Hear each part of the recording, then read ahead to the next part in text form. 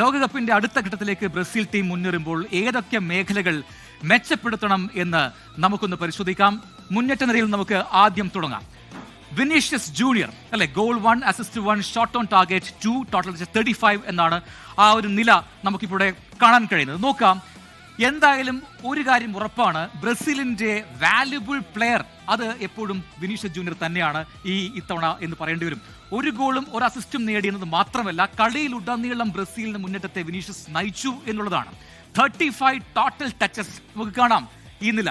അതിൽ 9 എണ്ണവും ഒപ്പോസിഷൻ ബോക്സിൽ എന്നത് വിനീഷ്യസ് എത്രമാത്രം ഇമ്പോർട്ടന്റ് ആയ താരമാണ് ബ്രസീൽ നിരയിൽ എന്നത് കൃത്യമായി നമ്മൾക്ക് മനസ്സിലാക്കി തരുന്നുണ്ട്. ഇനി ഇന്നത്തെ താരം അല്ലെങ്കിൽ ഈ മത്സരത്തിലെ താരം എന്ന് പറഞ്ഞാൽ അത് ഒറ്റയാൾ മാത്രമാണ്, മത്തയൂസ് കുഞ്ഞ.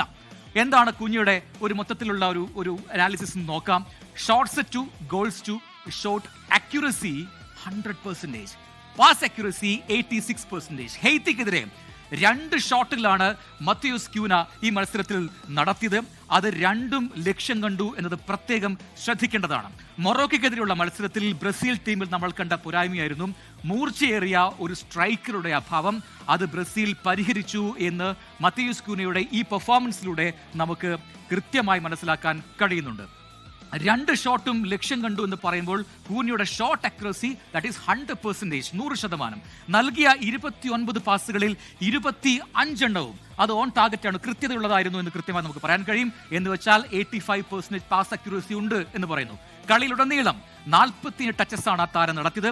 അതിൽ 3 എണ്ണം മാത്രമാണ് ബോക്സിനുള്ളിൽ നടത്തിയത് എന്നതുകൂടി കാണുക. ബ്രസീലിന്റെ യഥാർത്ഥ പ്രശ്നം അപ്പോൾ എവിടെയാണ്?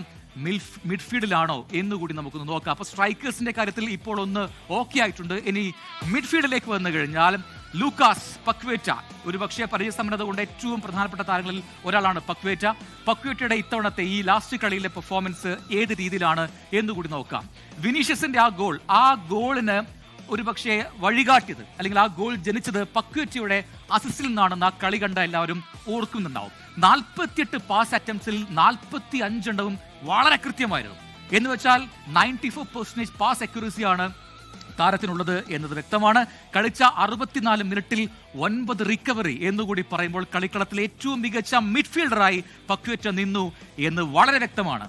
അപ്പോൾ എവിടെയാണ് ബ്രസീലിന്റെ പ്രശ്നം? വീണ്ടും ചോദ്യം ഇതാണ്. അങ്ങനെയെങ്കിൽ കാസമിറോ, കാനറികളുടെ ഒരു മിഡ്ഫീൽഡ് ജനറൽ എന്ന് പറയുന്ന താരമാണ്. കാസമിറോ പരിചയസമ്പത്ത് കൊണ്ട് മധ്യനിരയിൽ കളി മെനയേണ്ട താരം കൂടിയാണ്. ഇനി എന്താണ് കാസമിറോയുടെ കണക്കുകൾ കൂടി എന്ന് നോക്കാം. കാസമിറോ വന്നു കഴിഞ്ഞു. എന്താണ് ഈ കണക്കുകൾ നമ്മോട് പറയുന്നത് എന്നുകൂടി നോക്കാം. 90 മിനിറ്റും കളിച്ച കാസമിറോ എതിരാളികളുമായി ഏറ്റുമുട്ടിയതിൽ നിന്ന് 12 തവണ, ഈ കണക്കുകൾ നോക്കുക, 12 തവണ പന്ത് കൈവശം നേടി. ഏരിയൽ ഡ്യുവൽസിൽ 3 തവണ വിജയിച്ചു, 5 തവണ റിക്കവറി നടത്തി എന്നതും ഒരു ഡിഫൻസീവ് മിഡ്ഫീൽഡർ എന്ന നിലയിൽ താരതമ്യേന മോശമല്ലാത്ത പ്രകടനമാണ്. അപ്പോൾ ഈ രീതിയിലാണ് കസമിറോയുടെ പ്രകടനത്തെ വിലയിരുത്താൻ കഴിയുക. അത് നോക്കുക. ടാക്കിൾസ് 6 കൂടിയുണ്ട്. അപ്പോൾ ആ മേഖലയിൽ ഏറ്റവും കൂടുതൽ കൃത്യതയോടുകൂടി കളിക്കുന്ന ഒരു താരമായി കസമിറോ മാറുന്നുണ്ട്. അങ്ങനെ 6 ടാക്കിൾസ് ഉണ്ട്. ഡ്യുവൽസ് 1 12 ആണ്. ഏരിയൽ ഡ്യുവൽസ് റിക്കവറി 5 ആണ്. അങ്ങനെ ഈ കണക്കുകളെല്ലാം വളരെ കൃത്യമായി തന്നെ കാസമിറോ എത്രമാത്രം ഇമ്പോർട്ടന്റ് ആണ് ആ പ്ലേയിങ് ലെവലിൽ എന്ന് സൂചിപ്പിക്കുകയും ചെയ്യുന്നു.